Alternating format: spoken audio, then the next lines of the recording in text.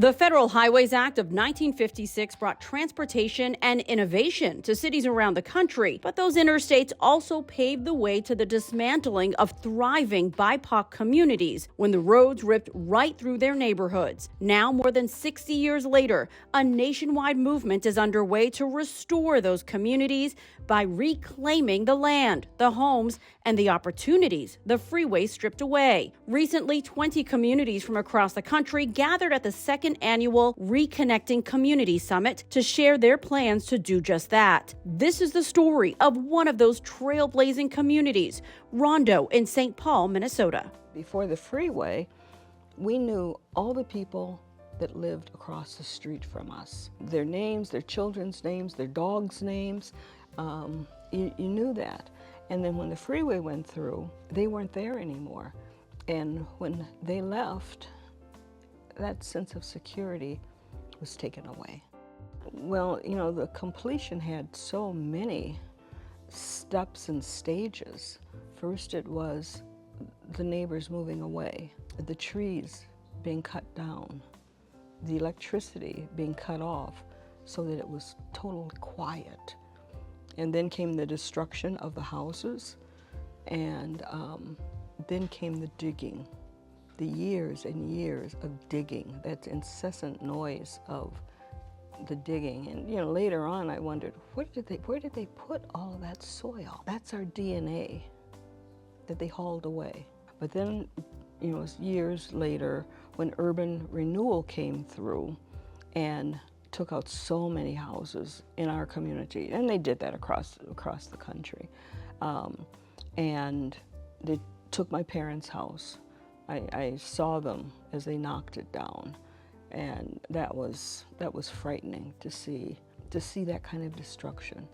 When we got all my mom and dad's things out of the house, and we locked the doors, and I went back a few days later, and someone had broken into the house and had defecated on the white carpet, and some other came in and took out the built-in buffet and all the woodwork. You know, they stripped the house, and then the big ball came and knocked it down, and the land stayed empty for maybe 1 or 2 years.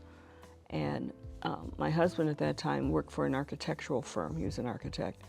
And he heard that the powers that be had run out of money for that block, because that block was supposed to be more apartments. That's why they took the houses out, but they had run out of money. So that was the story. And so he said to me, we can buy the lot back. We had the whole neighborhood. We could have bought any lot, and I said, I want that lot. And you kept the driveway. We kept the driveway. We kept the driveway. So it's the same driveway. What does that feel like? I'm home. I'm home.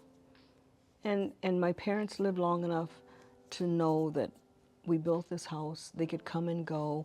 They could sit in the backyard, and it felt like it was our home. Not just mine, but ours.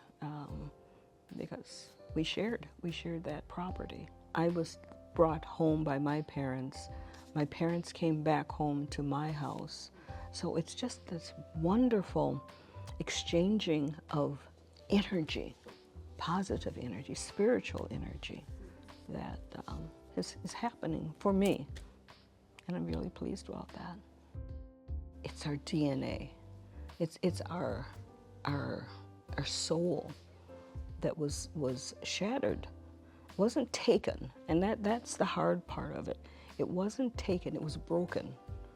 And so often we, the children from that, have this broken spirit that we can't even figure out why we have it until you really start to study and understand how invasive the freeway system was across America. And so those of us that survived are now old people. And we need to make sure that all of our stories, as much as possible, are told from us. I have memories, but I also know I have a future. The first time I saw a picture of proposed land bridge, and this was 10, 12 years ago, I was sold. I wanted that for my community. I wanted to be able to walk across from Rondo to St. Anthony. The people that come here, if it is not their particular story, they know it's a story that exists and that they are working to bring all of our stories together. Whether it might not be a land bridge, it might be just improving a neighborhood, it might be understanding the neighborhood, understanding the importance of people having environmental justice. I thought that was very powerful. That's important. And that's what this gathering is about.